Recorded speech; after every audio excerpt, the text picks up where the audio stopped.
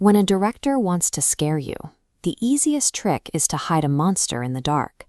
But the most effective thrillers don't rely on physical threats. Instead, they turn off the lights and let your own neurobiology do the work. Creators often panic at the thought of a quiet, empty room.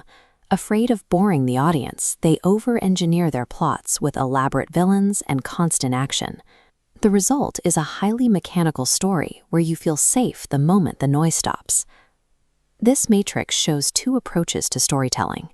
To maximize visceral impact, psychological thrillers subtract relational feedback, forcing the brain into heightened internal vigilance. Following the clinical timeline of isolation gives creators a roadmap for tightening tension. Recognizing these cues helps identify stories that deliver. True dread is not a setting choice. It is an involuntary biological response to severe sensory and social deprivation. Humans are wired to rely on a social mirror. Our mirror neurons are designed to constantly coordinate with the people around us. We implicitly grasp their emotional states and use those shared cues to validate our own grasp on objective reality. This fMRI scan shows what happens when that social loop is severed. Without external feedback, the brain's default mode network, seen in these bright clusters, shifts into overdrive. The mind traps itself in a loop of hyperconnectivity and endless rumination. Authors use this neurobiological reality to strip protagonists of their reality testing frameworks. In Franz Kafka's The Trial, Joseph K. is thrown into an impenetrable bureaucracy. Without a reliable social mirror, his perception of reality simply dissolves. Cormac McCarthy takes this to another extreme in his novel Child of God. When Lester Ballard faces total social ostracization in the deep wilderness, his broken mirror neurons demand connection. He substitutes that absence with warped, depraved attachments, hoarding corpses just to satisfy a biological requirement for company. Removing the social mirror yields profound existential dread for the audience, but it penalizes the creator, forcing them to meticulously craft engaging internal monologues so the plot doesn't stall out in silence. When you shift from social isolation to strict sensory degradation, the acoustic ecology of a space takes over. Once the brain is starved of 11 million bits of sensory input per second, it begins to amplify ordinary environmental noises into rhythmic threats. This timeline tracks the clinical progression of sensory deprivation. In the first 15 to 60 minutes, the brain's reticular activating system downregulates. Interoceptive recalibration occurs, meaning a character's own heartbeat becomes the loudest, most dominant sound in their awareness. Between 1 and 4 hours, cortical hyperexcitability begins. The starved neurons become highly sensitive, interpreting minor auditory anomalies, like a floorboard settling, as highly probable dangers. Cross the 4 to 8 hour threshold, and thalamic gating fails. The brain, desperate for data, generates its own spontaneous neural noise. It invents phantom footsteps, whispers, and shifting shadows to fill the void. Master storytellers like Stephen King use this specific biological progression by trapping characters in snowbound cabins or locked rooms. They force the audience to endure the protagonist's disorienting panic in real time. While sensory deprivation creates an intensely claustrophobic experience, it requires disciplined execution. You need precise audio mixing or elite restrained prose. Creators attempting this on a low budget are quickly punished by a bored audience. Confinement doesn't always require 4 walls. The weaponized horizon is a spatial paradox where vast, empty landscapes feel suffocating because all viable avenues of escape are visually removed.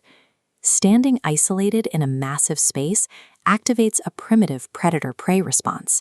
Without cover or community, the mammalian brain registers constant exposure, signaling a high probability of vulnerability. This triggers the unseen observer effect. The mind exploits the uncanny valley, making vast stretches of tundra feel crowded with hostile intent, or empty oceans, even when nothing is visibly there. The weaponized horizon strips away traditional tropes like hiding in a closet. It forces the creator to sustain tension entirely through bleak cinematography and oppressive atmosphere. Psychological decay isn't restricted to the deep wilderness. It thrives by subverting the supposed safety of the domestic sphere, turning a comfortable suburban home into a site of constant surveillance. The 2024 film Presence engineers this effect through an unbroken, wide-angle first-person POV. By shooting exclusively from the perspective of a ghost, the film places the audience directly in the role of the unseen observer. The family inside the house is physically together, but their internal emotional distance acts as a social mirror void. Their fractured relationships and lack of communication leave them vulnerable to this ghostly voyeurism. Because the camera never cuts to a reverse shot, you are trapped in an ethereal, bobbing gaze. The navigation through the house mimics the exact feeling of physical and emotional isolation.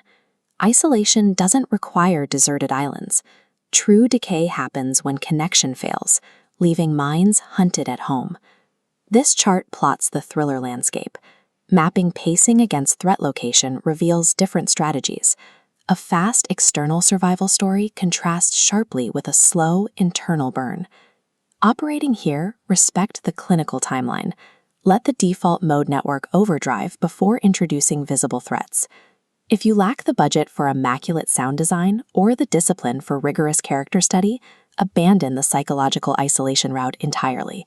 Stick to a physical threat. For consumers seeking pure logic and puzzle solving, avoid slow-burn isolation narratives.